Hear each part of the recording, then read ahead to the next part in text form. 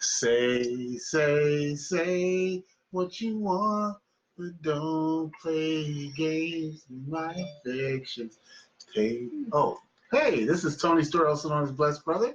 Angie Stewart, Blessed Sister. And we got a great one for you tonight. The topic is Further Insights from the Happy Life Conference. Further Insights from the Happy Life Conference. We're continuing the continuing saga of what Angie learned from this awesome event, where she was able to plug in with ladies from around the world to get insights to have a happier life. With that said, before we get into it, as always, you can go to blessedbrother.com and get some insights as to what we're doing to create a happy life for ourselves. But in the meantime, let's turn it over to Angie and get some more of those insights. Angie, you have the floor. All right. So today we're going to talk about one of the topics that came up during the Happy Life Conference was you have power in your words. And we talked a lot about to remember that, you know, according to Proverbs 18:21, death and life are in the power of your tongue, and they that love it will eat the fruit thereof, right? So that's the scripture for tonight. So Proverbs 18:21. In the Passions Translation, it says, your words are so powerful that they will kill or give life. Yeah. So just remember that when you're talking through something, like especially if you are someone that kind of thinks out loud. So like a thought may come up and you're like, and you want to say something negative or not good. Just remember to kind of catch yourself. Actually, my husband did that today we were driving, and I said, what's going on? He says, I'm not going to say. You want to say more about that? Well, yeah. There's so much to be said for what you say. Mm-hmm. And what you say, you can, they talked about years ago, there was this movie called The Secret. And they talked about the power of attraction. And everyone got excited because the power of attraction seemed like something that was so revolutionary, and it was so secret. Well, guess what? The power of attraction is not so revolutionary at all. It's in the Bible. It's in the Bible. The words you say. Our Father started this whole thing by speaking. Yes. And we are made in his image. So we create our reality by the words we say. Mm-hmm. So the thing I was reminded of, I've been doing some reading and getting some things that really have been reminding me of that. But today, I thought about it. And before I gave utterance to things that may have been irritating me a little bit, I turned it around and I expressed gratitude. Mm-hmm. Gratitude for the things that I have in my life. One of the exercises one of my coaches, I have a coach, has me doing is writing down 100 things that I'm thankful for. Mm-hmm. And then speaking of those things. And I've done that exercise, done that homework. And I tell you, it's a mind changer because your thoughts seep out through your mouth, Mm-hmm. And so, yeah, it's so super important, and it's a success trait. I hear people say stuff, and I find myself correcting them, especially my friends when they say stuff. They'll say stuff like, it's killing them. Mm-hmm. It's not killing you. Don't say that. Mm-hmm. Or I'm dying out here. Mm-hmm. Don't say those words. Mm-hmm. Watch the words because you're programming yourself.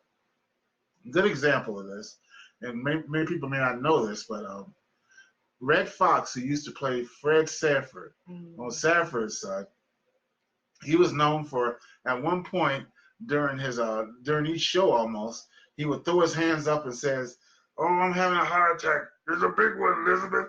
I'm coming to join you, honey." And he would fake a heart attack in a situation to comedic effect.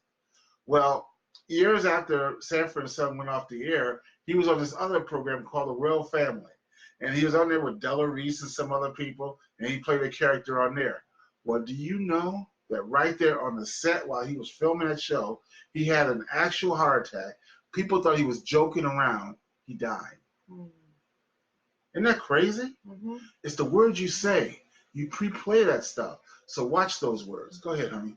Yeah, I mean, it's easy to catch yourself saying things like, I can never da-da-da-da, or You know, like, or try. yeah. I like what Yoda says. There is no try. Either you do it or you don't. There is no Yes, try. yes. But seriously, just think about what you have to say, what you want to say. And again, if you are that person that thinks out loud, just maybe change what you're thinking about, because you don't want those words to come out of your mouth. That's right. A lot of times, I remember somebody had taught us, we were listening to something, and someone says, say cancel, cancel as soon as Yeah.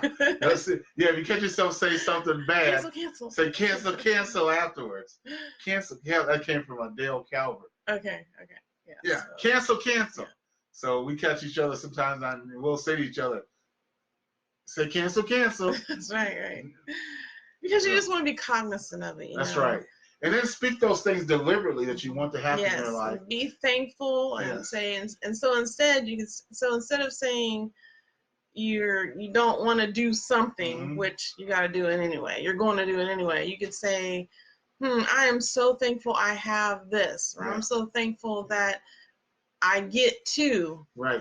Those kind of phrases. When you're paying your bills, instead of saying, man, I got to pay this bill, say, I'm so thankful that I have provision that's allowing me to pay this bill. Yes. How's that for a different attitude? Yes. And we start speaking on things like that, you'll notice a huge difference. It really is a mindset, and it really is good to just say those words, because the subconscious doesn't know the difference between a real or imagined That's right. thing that you're doing or saying. That's so right. Just think about that, and just wanted to give you that tip tonight. Blessedbrother.com. Go check it out. Tomorrow we'll be back with some other insights. As a matter of fact, just to give you a pre-play, Angie's going to be picking the brains of people such as Rachel Hollis, John Maxwell, and a bunch of other thought leaders tomorrow. So she's going to come in, and now she's going to transition from her debrief of the Happy Life Conference to the debrief of, what's it called? I don't know. I don't name it. Oh yeah, you're gonna have to. She's gonna have to debrief you, because it's a concept that we learned from one of our mentors. You invest, you learn, and you teach. And Stephen Covey always said the best way to really internalize information is by teaching it, because when you teach it, you own it. So it's kind of selfish to go in and invest, learn, and teach, because the person who always gets the benefit is you. If you're willing to do that. So until tomorrow, blessedbrother.com. We'll see you. Be blessed.